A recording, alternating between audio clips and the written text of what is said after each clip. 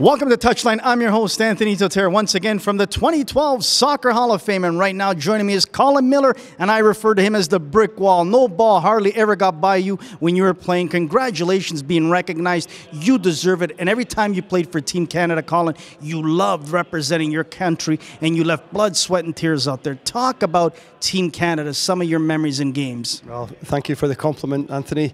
I've been called much worse, I can assure you. But no, it was, for me, it was a fantastic privilege and honour to play for the country, to captain Canada, and then to get an interim 3-game spell between Holger Osiek being released and Frank Yallop being hired. So I've had the privilege of coming all the way through the youth team as a coach and as a player, and then to actually be an interim head coach of the national team. So I've sort of been there and bought the t-shirt. So I didn't abuse it at all. I was totally proud on every occasion to play for Canada, and I know what it means to me and my family for the fact that I did that. Well said. Give a couple bright spots in your career that you really always think about, a couple days here and there as your life is going on. Maybe a game that meant so much to you, maybe a goal, something that you really still enjoy. Well, there's no question being the captain of the national team was a fantastic honour for me, Anthony, and I have a wonderful photograph in the house in my office of me shaking hands with the Brazil captain Dunga at the halfway line at Edmonton before we tied them 1-1 before the US World Cup, and that was a pretty special occasion. My first international appearance for Canada at the A level was against Scotland in Toronto, and even though I'm a Glasgow Rangers man, I actually exchanged jerseys with Gordon Strachan, who became the Celtic manager, so it still takes, it still has a nice place in the house. But I also played against Scotland later on when we lost, I believe it was 2-0 in Toronto, and I exchanged jerseys with Ali McCoist, a good friend of mine who's now the Glasgow Rangers manager.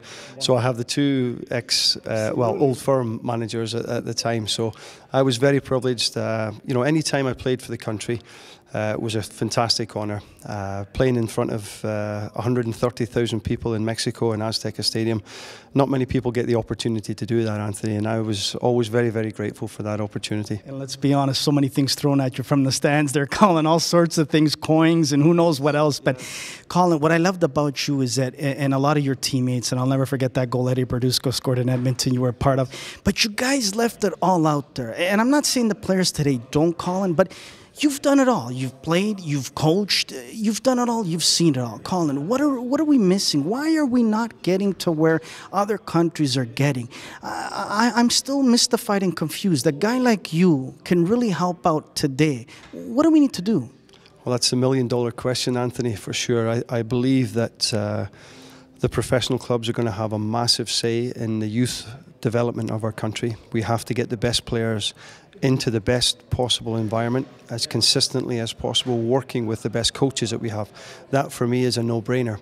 And then we have to provide those best young players with the most competitive environment that we possibly can. That's here domestically in North America. There will always be a sprinkling of player that gets across to Europe. I had to make my living once the Toronto Blizzard folded in the North American Soccer League. Thankfully, I got the opportunity to go and represent Glasgow Rangers for 18 months, which was a childhood dream and a real privilege. But we have to make sure that these young lads get into this professional environment as soon as we possibly can. But you're 100% right, Anthony, that group of players that came so close to qualifying for the US World Cup, there was a real chemistry, and there's a lot of them being honoured here tonight.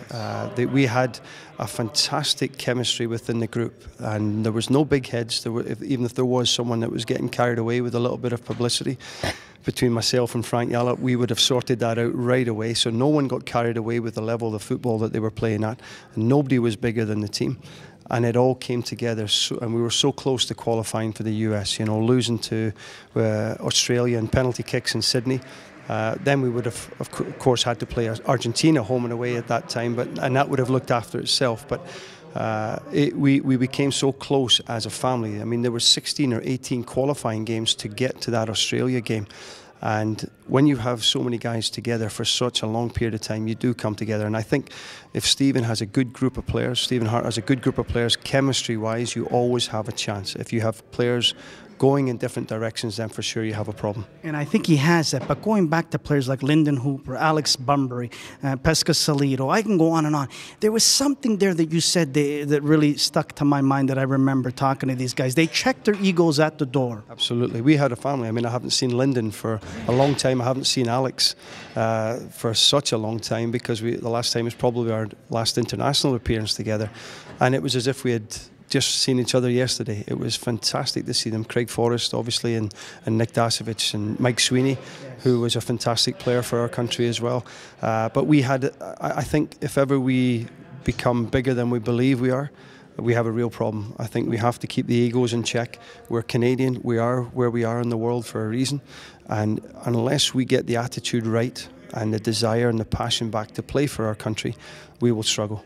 Bravo, Captain Canada, Colin Miller. Congratulations to you. You've accomplished in this great country of ours, Canada. Thanks for giving so much on the field and now off the field.